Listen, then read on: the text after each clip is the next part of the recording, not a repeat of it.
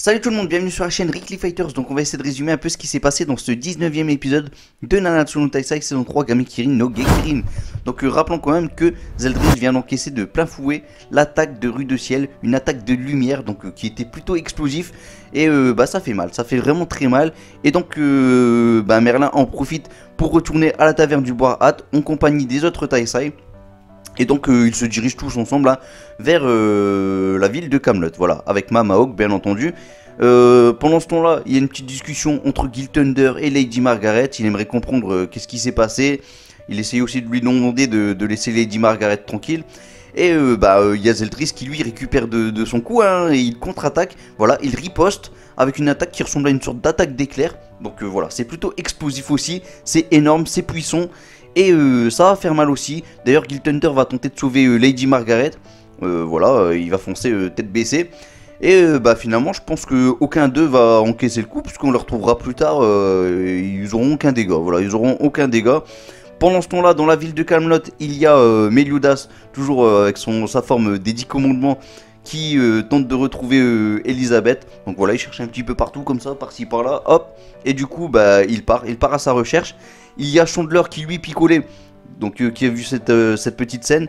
Il a décidé d'envoyer deux petits monstres, donc deux petits monstres qu'il a pris avec sa peau. Hop, il les a transformés en petits monstres, qui se sont dirigés vers la poursuite de notre amie Elisabeth. Donc eux aussi ils ont cherché Elisabeth pour la détruire, pour en finir avec elle. Comme ça, Meliodas il sera tranquille et il va pouvoir jouer son rôle de chef des 10 commandements. Hein. Et donc on retrouve nos amis. Donc Merlin et les Taisai qui sont arrivés dans la ville de Camelot pour sauver les habitants. Voilà, les habitants qui maintenant ne sont plus sous l'emprise du commandement de Zeldris. Donc on voit d'abord Hawk en compagnie de Escanor, voilà, qui essaye d'arrêter les villageois, ils arrivent pas trop, ils se retournent, ils repartent vers l'autre côté, mais il y a Jan qui arrive et qui elle tente de tout faire pour leur faire peur. J'ai trouvé ça plutôt drôle, c'était plutôt sympa, mais en fait je pense que c'était une stratégie pour justement les diriger tous vers un seul endroit, comme ça Merlin elle peut les téléporter. Et d'ailleurs c'est ce qu'elle va faire, elle va téléporter tout le monde. Il y a aussi notre ami King qui va utiliser une sorte de grosse fleur pour tous les faire sauter dans le ciel. Et comme ça Merlin elle peut tous les téléporter d'un coup. Voilà, c'est plus facile, c'est efficace. Et comme ça ils apparaissent dans la ville de Lyonesse tout simplement. Et donc je vous parlais des petits monstres que Chandler a envoyés. Donc ces petits monstres arrivent. Il y en a un qui arrive à cisailler, entailler notre amie Elisabeth. Et oui, devant les yeux ébahis de Jan. Et donc Jan, elle va venir, elle va la sauver. Elle va la sauver, malgré qu'elle s'est fait toucher. Bon, c'est pas trop grave. Et Jan, elle va arriver, elle va écraser complètement ce petit monstre. Donc il va être carrément piétiné. Donc voilà, c'en est plus ou moins fini de lui. Elisabeth, elle va se guérir. Voilà, elle va s'auto-guérir. Bon, et ensuite on retrouve tous les Taisai dans la taverne du Bois Hat. Donc Elisabeth, elle demande à tous les Taisai justement de l'aider à arrêter Meliodas, qui veut devenir le nouveau roi démon grâce aux 10 commandements. Et Jan, elle rappelle quand même que à Elisabeth, il ne reste plus que 2 jours à vivre. 2 jours et ensuite elle va mourir. Elle va mourir, elle va se réincarner en ayant oublié tous les souvenirs des Elisabeth passées. Et du coup elle est triste, hein, elle pleure.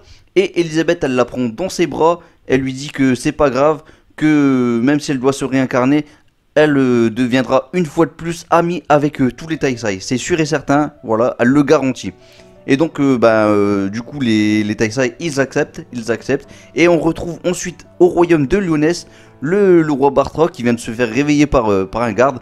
Donc qui lui dit que tous les villageois du royaume de Camelot sont présents à nouveau dans le royaume de Lyonesse. Donc ils sont tous sains et saufs. Enfin en tout cas pour la plupart. Et donc ensuite il y a Elisabeth qui arrive avec les autres Taisai. Donc voilà, le roi Bartra est plutôt rassuré de voir que sa fille elle est toujours en vie, tout ça. Mais il se demande comment ça se fait qu'elle a des yeux orangés comme ça. Bon, elle lui dit qu'elle lui expliquera plus tard. Ensuite, il y a le groupe de Rue de Ciel qui débarque en compagnie bien entendu de Gil Thunder, Hendrickson et Dreyfus. Et tout de suite, Elisabeth elle a remarqué. Hein. Tout de suite, elle a remarqué que c'est pas Lady Margaret qui est en face d'elle, mais Rue de Ciel. Donc cet archange Rue de Ciel. Et donc ça lui plaît pas du tout. Donc il y a une petite querelle entre les deux. Voilà, Rue de Ciel qui dit que elle est encore amoureuse de Meliodas alors que maintenant c'est le chef des démons. Voilà, c'est le chef des démons et donc c'est en gros son ennemi. Et donc voilà, elle perd la tête, elle fait n'importe quoi. Donc elle lui explique tout ça. Et il décide de malgré tout de faire une alliance entre eux, entre Stigma et les Taisai, et donc c'est parti, voilà. Ils lèvent tous les deux une sorte de lumière dans le ciel, voilà, et comme ça même Meliodas, il a compris que la guerre sainte peut commencer, une nouvelle guerre sainte contre les démons. Et on retrouve un peu plus loin dans le royaume de Lyonesse, Dreyfus avec son fils Gréamor. Donc qui explique quand même que Lady Margaret effectivement s'est fait contrôler, c'est devenu la nouvelle hôte de Rue de Ciel, mais quand ça se passe comme ça, malgré tout l'hôte, c'est-à-dire Lady Margaret, elle sait ce qui se passe, donc elle peut souffrir également en voyant les choses qui se passent dans le monde réel. Et donc on retrouve ensuite un petit conflit entre Giltender et Hauser. Donc pourquoi ils sont en conflit ces deux là? Tout simplement parce que Hauser, ils ont accepté, enfin les guerriers saints en tout cas, les chevaliers saints, ils ont accepté facilement de faire partie de cette alliance avec cet archange Rue de Ciel. Et ça plaît pas à Giltender, mais bon, il va être rassuré par Hauser. Puis on retrouve dans une sorte de banquet Rue de Ciel qui fait un discours à tous les villageois qui sont présents, donc pour annoncer leur future victoire contre les démons. Voilà, cette alliance c'est du solide, voilà, c'est du lourd. Et donc il y a Hendrickson qui se permet de poser une question à Rue de Ciel, donc il lui demande qu'est-ce qu'il en est du 4e archange puisqu'il est pas là, il est pas présent. Et c'était la question qui fâche, c'était vraiment la question qui fâche, surtout quand on voit le regard de Tarmiel et Stariel.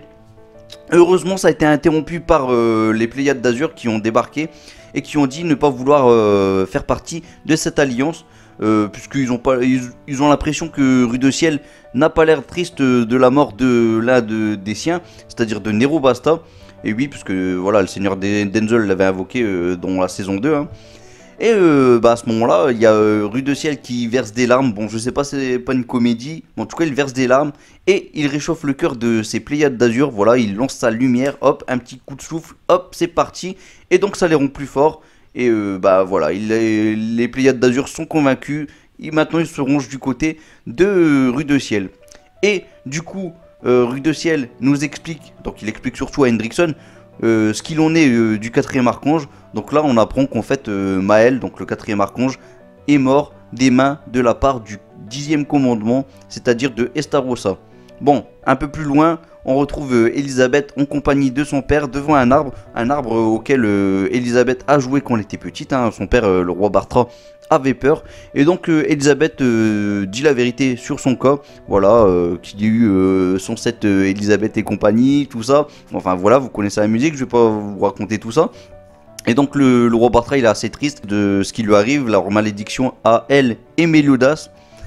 Surtout vraiment, c'est une histoire vraiment triste parce que les deux finalement ils se retrouvent tout le temps. Et il dit que de toute façon voilà, ça restera toujours pour lui sa petite fille, qu'elle sera toujours gravée dans son petit cœur, tout ça. Et pour Elisabeth c'est pareil. Du coup d'ailleurs elle prend son père dans ses bras et voilà comment finit l'épisode 19. Et donc on va pouvoir spoiler un petit peu, critiquer, dire ce qu'on a pensé de la musique et compagnie. Bon alors qu'est-ce que j'ai pensé de l'épisode? Côté dessin, c'était plutôt sympa, c'était vraiment sympa, on n'a pas eu de dessin trop vilain. Et tant mieux, j'ai envie de dire tant mieux. D'ailleurs on a même eu un beau dessin de Meliodas, voilà, sur son petit caillou. Une fois que l'alliance entre Stigma et les Seven Deadly Sins a été formée, voilà, on a eu Meliodas sur un caillou qui était plutôt sympa. Moi j'ai apprécié ce dessin, j'ai vraiment bien apprécié. Ouais, sinon il y a eu quelques dessins pas trop parfaits, mais ça allait. Vraiment, on va pas non plus chipoter trop, c'était passable. Côté animation, que dire, il y a eu deux moments où on a vraiment vu de l'animation. Après le reste, voilà, ça reste du blabla. On peut pas vraiment appeler ça de l'animation, même si c'est animé bien entendu. Mais je pense notamment au moment où Zeldris il se libère de l'attaque de Rue de Ciel. Donc voilà, avec une petite explosion plutôt sympa. C'était vraiment sympa. Vraiment, moi j'ai trouvé ça joli. On voit qu'il y a du progrès dans ce studio. C'est vraiment, moi je trouvais ça cool. Il y a aussi le moment où finalement Zeldris a contre-attaqué, il a riposté avec une attaque, Riaes a quelque chose, je sais plus c'est quoi le nom de l'attaque mais ça ressemblait à ça. Et donc il a lancé sur Rue de Ciel qui était en compagnie de Giltender et Hendrickson, voire Dreyfus d'ailleurs il me semble aussi.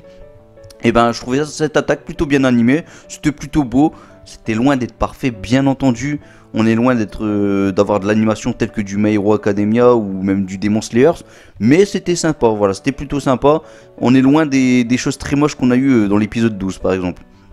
Donc voilà, au niveau de l'animation, je trouve ça plutôt sympa. Voilà, si je dois dire un avis définitif sur l'animation, ce sera ça. Niveau musique, alors niveau musique, non franchement j'ai apprécié tous les moments de musique.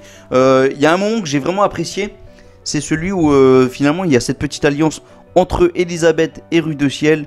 Voilà, vraiment on a eu une petite musique de fond. Bon, je pourrais pas vous dire le titre, mais vraiment j'ai apprécié. Je sais même pas si on l'a déjà entendu. Vraiment, je sais pas si on l'a déjà entendu. Je dirais que oui, bien sûr qu'on l'a déjà eu dans cette saison, mais vraiment la musique j'ai apprécié. Voilà, je pense que cette musique il fallait la sortir à ce moment-là et ça a été fait. Il y a eu d'autres moments avec des belles musiques, mais voilà, j'ai pas les moments en tête. Je sais que dans l'épisode en général, je me suis dit la musique était vraiment pas mal. Vraiment, elle mettait dans l'ambiance et ça c'était cool. Voilà, je pense qu'on a fait le tour au niveau de la critique concernant l'épisode. On va pouvoir maintenant spoiler. Allez, spoilons, c'est parti. Alors, bon, le titre, c'est, si je dis pas de bêtises, c'est le Chevalier de l'Espoir, un truc dans le genre. Donc, ça signale le petit Arthur, on va le retrouver. Pas sûr qu'on va le voir dès le début. Je sais pas, peut-être qu'on risque d'avoir un petit peu d'Escanor, tout ça. Est-ce qu'on va être dans la continuité de cet épisode, c'est-à-dire vraiment dans le royaume de Lyonesse? Si c'est le cas, on va spoiler à partir de là, alors. Ouais, du coup, on retrouve Escanor en compagnie de Hawk. Donc, Escanor qui va dire à Hawk qu'il est fou amoureux de Merlin, mais il sait pas comment lui dire. Il sait vraiment pas comment lui dire. Donc voilà, c'est un petit souci de la part de Escanor qui est très poétique, mais il n'arrive pas à trouver les mots apparemment. Et donc, on va retrouver un peu plus loin donc Merlin dans son laboratoire qui sera en train de réparer Gunther. Gunther qui subit pas mal de dégâts dû à son combat contre Chandler. Et donc, à la demande de Gunther, Merlin va vraisemblablement rajouter un petit équipement supplémentaire, un petit bonus à Gunther. Mais on saura un peu plus tard ce que ça peut être. Voilà, on saura un peu plus tard ce que ça peut être. Et donc on retrouve dans un bar nos trois archanges, Rue de Ciel, Tarmiel, Sariel, voilà, qui sont en train de picoler. Dans ce même endroit, on voit aussi Escanor en version un peu vieillard. Voilà, c'est important de le savoir parce que voilà, il est en mode vieillard, il a 5 unités, donc voilà, il est très discret, on va dire. Et donc un peu plus tard dans la journée, on retrouvera Escanor qui va encore se promener tout seul. Et du coup, il y a Rue de Ciel qui va se promener également tout seul.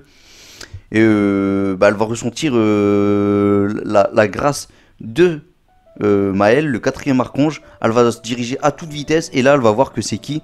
Que c'est Escanor. Donc, du coup, elle va sauter. Elle va arriver devant lui. Elle va regarder vers le bas. Elle va regarder Escanor. Elle va lui dire à Escanor reste tranquille pendant la guerre sainte humain. Voilà. Du coup, Escanor, en mode super drôle, il va sauter sur un toit. Il va lui dire, déjà qu'il n'aime pas qu'on le regarde vers le bas, que c'est à lui de regarder les gens vers le bas. Voilà, et oui, il fait le gars super géant. C'est Escanor, hein, c'est du Escanor tout craché. Et donc, du coup, Rue de Ciel va attaquer Escanor. Bien sûr qu'il va esquiver toutes les attaques, toutes ses attaques. Facilement d'ailleurs, facilement, et oui, il possède quand même. Là, on l'aura compris qu'il possède vraiment la grâce de Maël, la grâce du soleil, Sun. Et elle va nous l'expliquer, Lady Margaret, enfin Rue de Ciel du coup.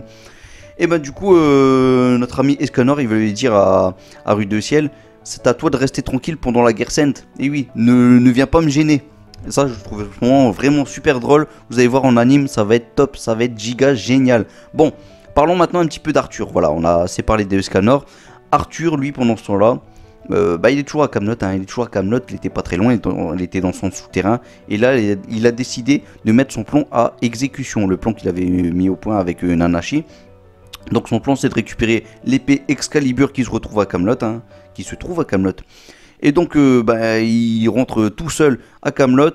Mais il fait le tour autant de tours qu'il veut parce qu'en fait il tourne en rond, il tourne vraiment en rond, il a l'impression d'être dans une sorte de labyrinthe, mais en fait c'est Perona, la petite Perona qui était en compagnie de Zeldris et Estaroussa dans les épisodes précédents, qui le fait tourner en rond, voilà, avec de la magie, voilà.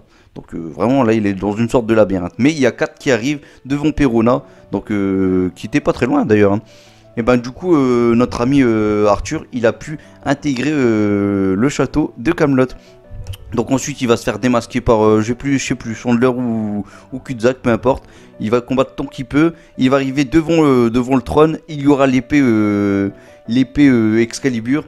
Et il y aura Zeldris qui sera à ses côtés. Voilà, il y aura Zeldris.